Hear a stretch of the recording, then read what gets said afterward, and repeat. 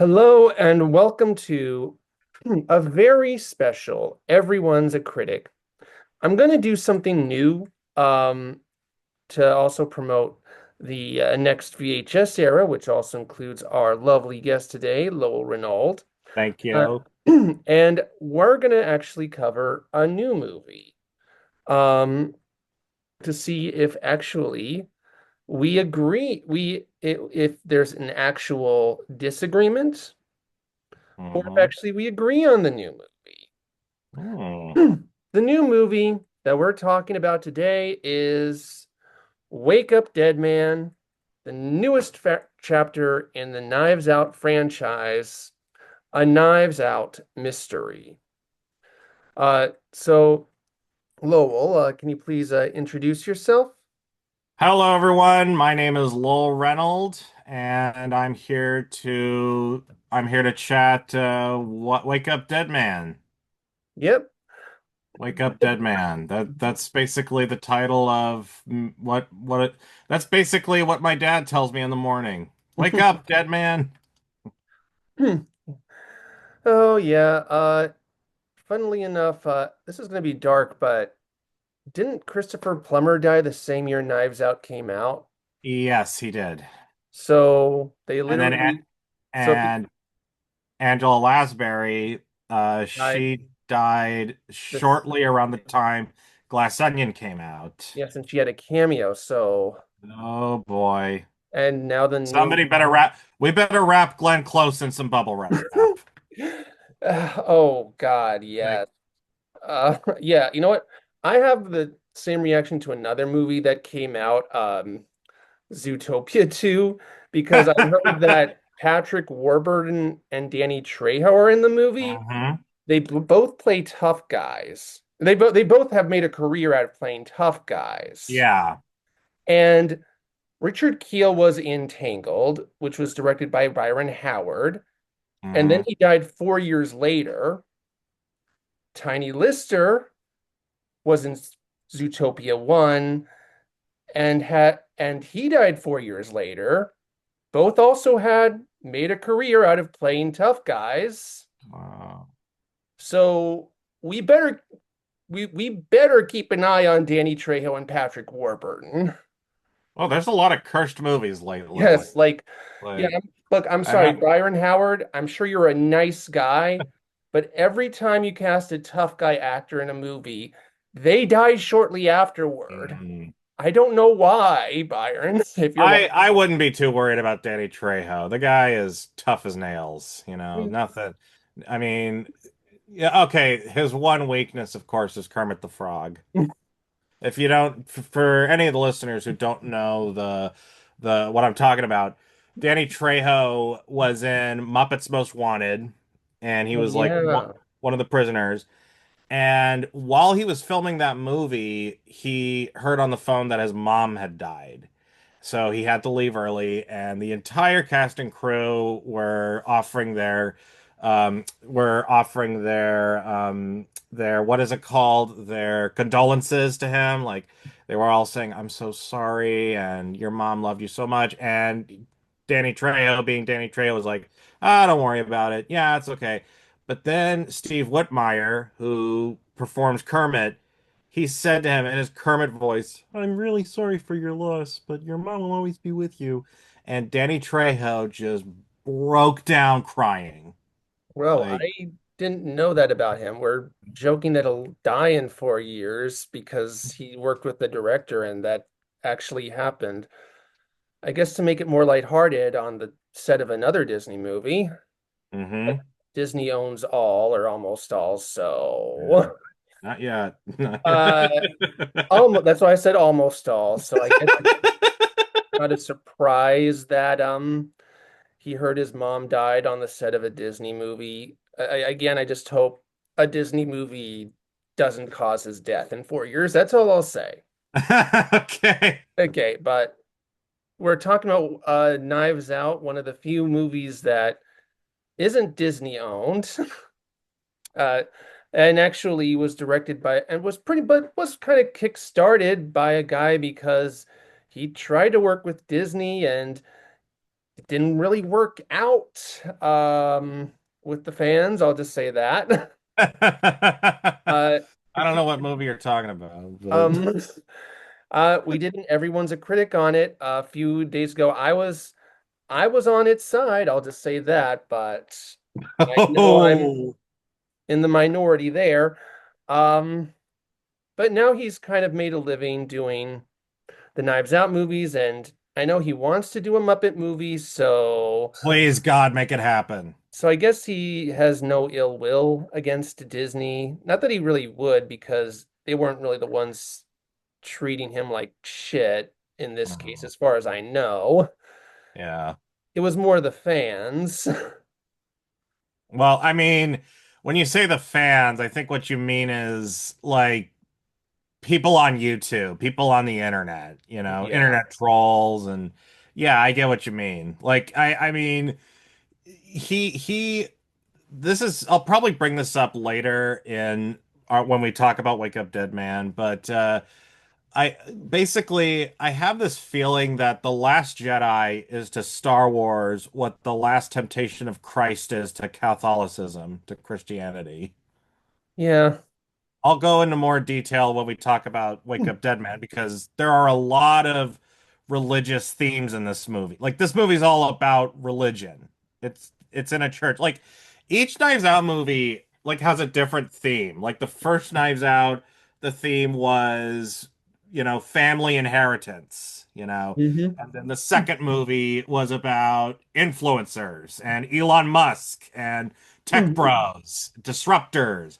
And now this one is about the church, about, preachers, religious leaders, and religious dogma, and even cult leaders, and I just found that really interesting. Yes, and that is actually kind of what is an interesting thing about the Knives Out series in general is how it molds classic mysteries of different genres with timely social commentary as well as a sense of humor. And almost every actor, no matter how small the role, does actually manage to make their roles their own. Even though you'll have to suspend disbelief a bit that there are multiple people around the world that just happen to look and sound like Joseph Gordon-Levitt and Mhm. Rian Johnson's friend Noah Segan, I think his name is. Yeah. Uh yeah, actually, what's funny about Noah Segan is so I grew up with Kablam, the Nickelodeon show. And do you remember Kablam? Kablam. That sounds familiar. And it was a Nickelodeon show. Yes. Was it a So game show? it wasn't a game show. It was like a Okay, compilation show. I never watched this, but I am aware of it. I just looked it up on my iPhone. I Yeah. think I remember seeing like commercials for it or seeing it like yeah, I never watched this show though. Yeah. Well, he was actually before Noah Segan was Rian Johnson's muse, his Michael Rooker to James Gunn or his or his let's see, another like bit actor who shows up in every, or Mhm. his Johnny Depp to Tim Burton, or actually to his every actor who shows up in a Tim Burton movie to Yeah. Tim Burton. Um, he voiced one of the two main characters in Kablam. Hmm. Because like it was like there was like a compilation show, but there were like two cartoon characters, Henry and June, Yeah. that were and he voiced Henry. Uh, Hmm. so proud of him from going from being Henry from Kablam to the guy who shows up in every Rian Johnson movie. Actually, not the only person who was in Kablam before they were famous. Nick Offerman was like in one of the few Kablam live action segments. And it is kind of weird. He was like to see a Yun. ish Nick Offerman. Uh, oh, and Misha Barton was also in one of the segments Yeah. from the OC. So, okay, so there's three people who were on Kablam before they were famous. Hmm.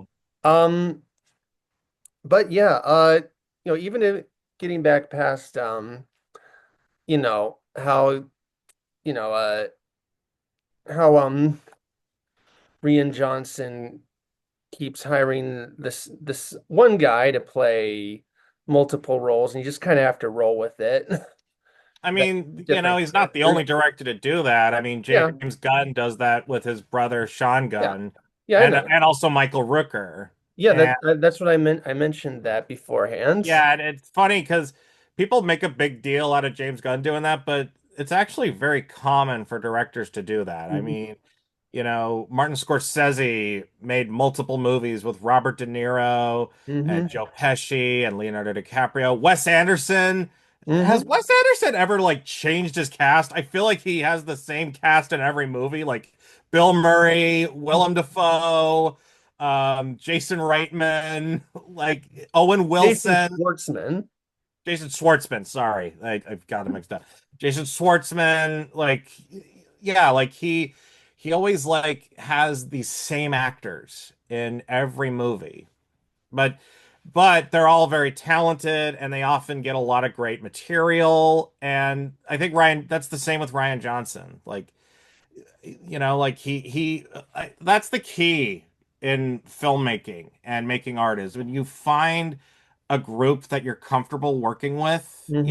like that's a great thing. Yeah, yeah, and it really is who you know. Though, getting back to that, I do also appreciate that the cast is always like mixed up. Like you won't see Anna de Armas in like Knives Out 2, and you won't see Janelle Monáe in Knives Out 3. It's Benoit Blanc and a new cast of characters for each movie. They're kind of like they're I don't know what you would call it, but it's kind of like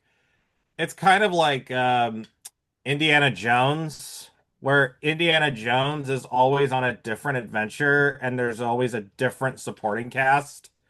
And like, okay, I mean, Sala shows up a lot, but like I can't there. I know there was a show or something where it's like Columbo.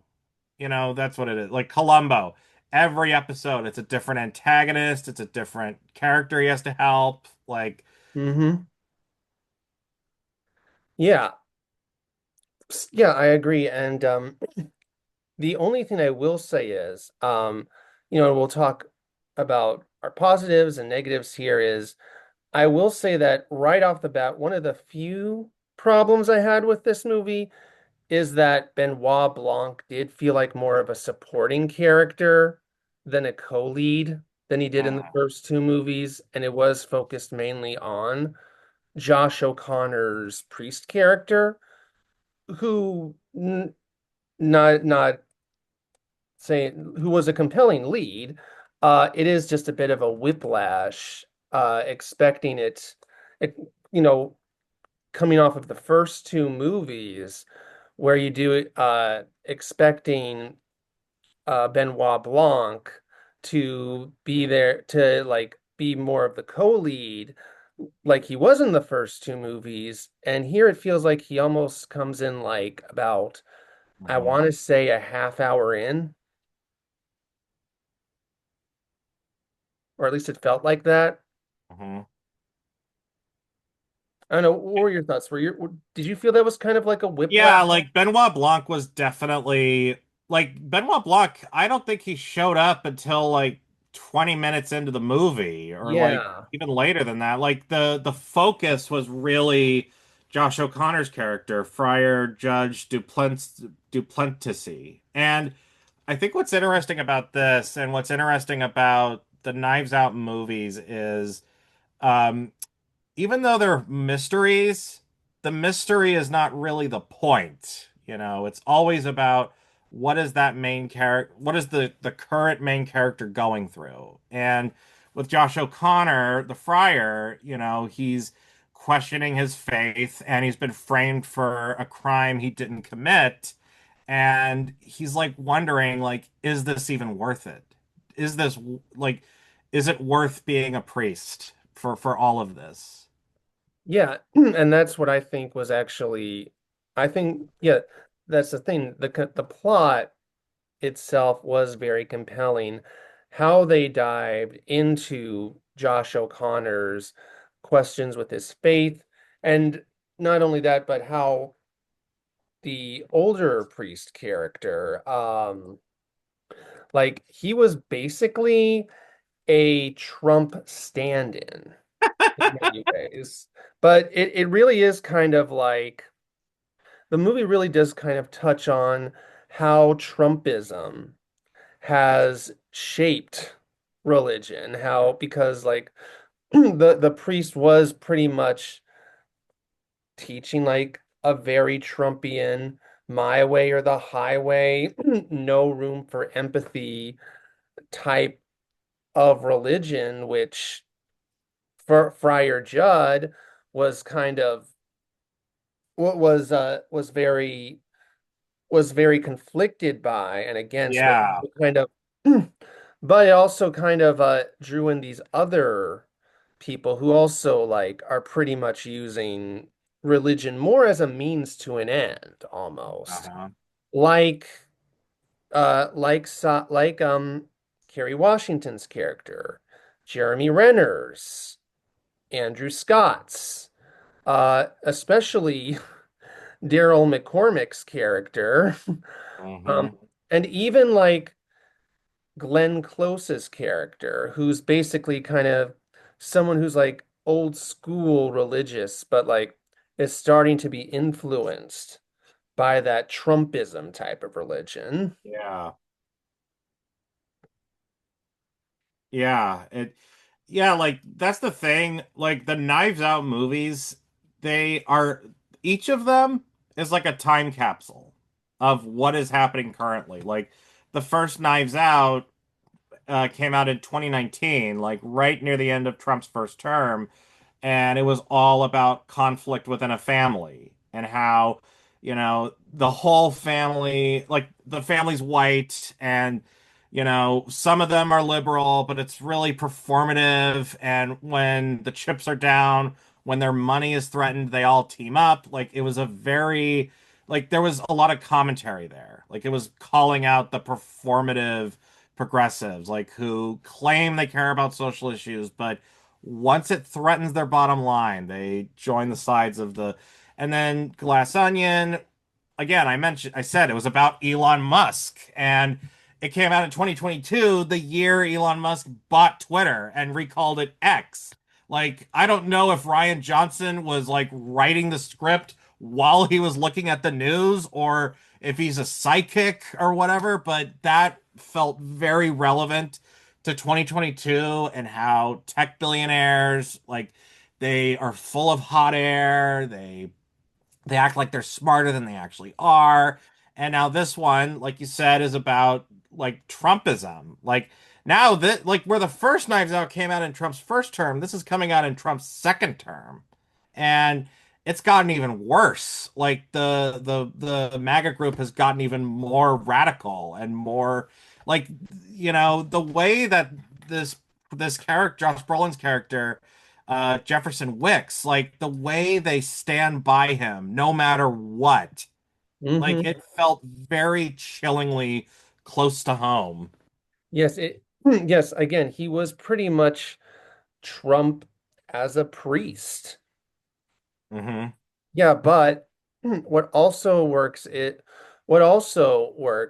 that even outside just the store just even outside just the social commentary, like you get to know enough about many of these characters, if not all of them, to draw you in, whether it be Friar Judd, Glenn Close's character, Monsieur Jefferson, Josh Brolin's character, and even the police chief that Mila Kunis plays, who is mainly the straight woman. She's kind of to the movie what Lakeith Stanfield was to the first one. Yeah.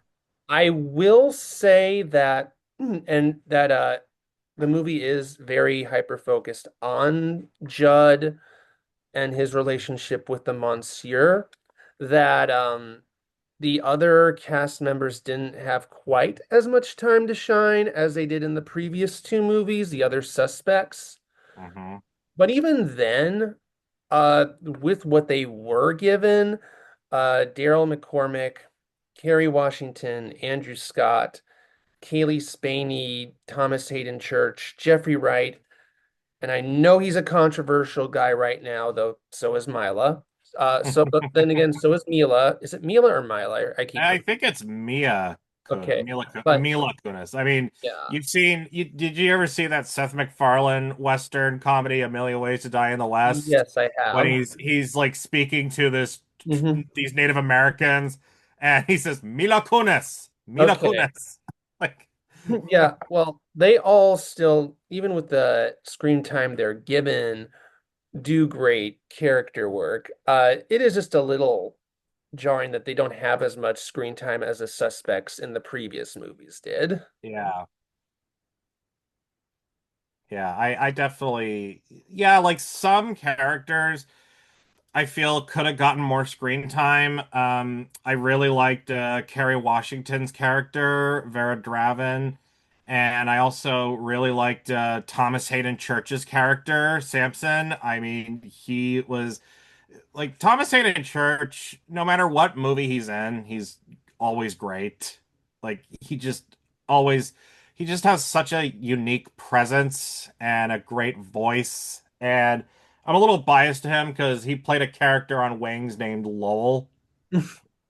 And there's not a whole lot of characters in pop culture that are named Lowell. So anytime there's an actor who plays someone named Lowell, like I Yeah.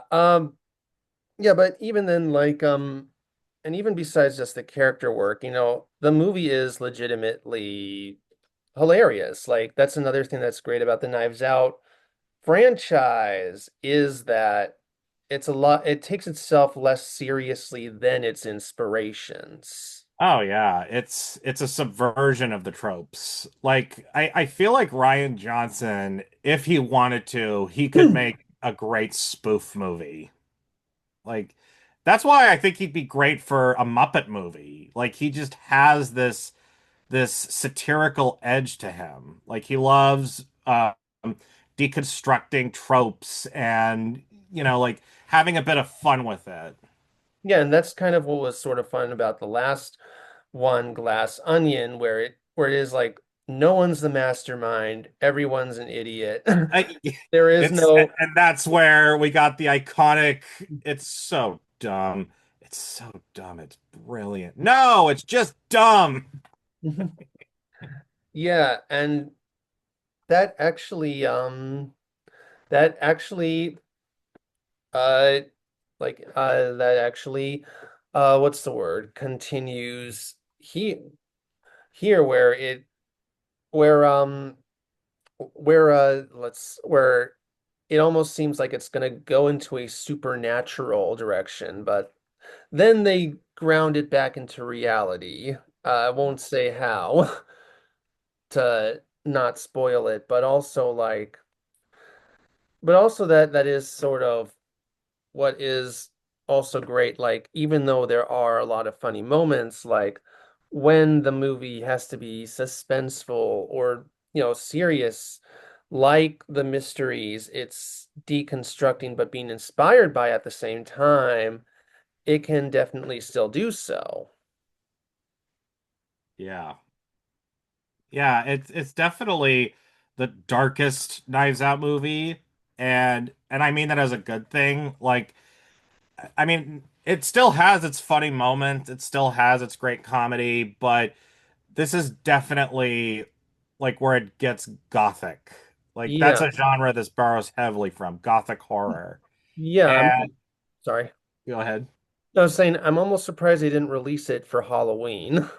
Yeah, it would have been a better Halloween release, honestly. But Something interesting that I've noticed about the movie, there was a line where Josh O'Connor is talking to Benoit Blanc about his faith, and when he's questioning it, and he says this line where he's like, "Did the Bible lie to us, or did it address a truth inside us?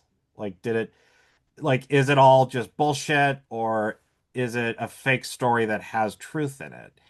And that got me thinking about how, you know, Star Wars, because this is relevant because Ryan Johnson directed The Last Jedi. Even though Star Wars is just a movie and it's a space fantasy, a lot of people treat it like a religion. And it's because it took inspiration from sources like the Bible and ancient mythology, stories that spawned real life religions because of the truth that was in them, like the truth they taught, like basic morality, good versus evil, don't be selfish, and people connected with them so much, their morals, that they kind of like obsessed over them and went too far and started wars over them. And that's kind of what's happened with Star Wars. Like it is a mythology. It's kind of like, I know this might sound blasphemous. Star Wars might be the Bible of America. Like it might be America, the closest thing we'll get to seeing the Bible written in real time, except as a movie. And so when Ryan Johnson did The Last Jedi, a movie that was subverting all the tropes of Star Wars, deconstructing it, that's why it got such a strong reaction from fans. Because to them, it was more than just, oh, I didn't like this movie, or oh, I didn't agree with the choices. It's like they felt betrayed by it. This is blasphemy. This is like, to them, Luke is like Jesus, and like, and I saw this movie at a Q&A a few weeks ago at the Landmark Theater Westwood. Have you ever been there? No, because I live in New York. Okay, well, it's a nice theater. And Ryan Johnson at the end of the Q&A, he mentioned how when he was a kid, he was raised a Christian. But then as he got older, he started questioning his faith and became an atheist. And not only does that put Wake Up Dead Man in a new context, but it also puts The Last Jedi in a new context. Like Last Jedi and Wake Up Dead Man, they're both about the concept of faith, like losing your faith, questioning your faith, and then regaining your faith through a new perspective. And that's what also was compelling is just that story about gaining faith from a new perspective. And like, you know, at the end, not to spoil too much, but Benoit remains an atheist, but he still respects Hmm. Friar He Judd's he's religion. still, again, we're not gonna go too deep into spoilers, but I will say the ending does kind of remind me of The Last Jedi, that ending. And I'm not gonna spoil anything, but it's a very similar idea where, you know, it doesn't matter if something is true, if something's real or not. What matters is, what effect does it have on people? Like, does it inspire people? Like, what's more important? Being like, what's more important? Being right, being respected, or giving yourself up to help others, dedicating yourself to like letting go of your pride and ego and like helping people. It's very similar themes. Yeah, I completely agree. And with that, I I yeah, wish we could talk more about this, but I feel like to really get deeper into it, we'd talk about spoilers, and I don't want to spoil this movie because it oh just came yeah, out. It's going to be on Netflix in a month. I would love it if we could do this again and talk spoilers. yeah. Yeah, potentially we can. But thanks again, Lowell, for coming on. I really do appreciate you sitting down and talking about Wake Up Dead Man with me. Of course. Thank you for having me. Yeah, and Lowell will be on VHS Era next week as we go over the Santa Claus VHS. All right.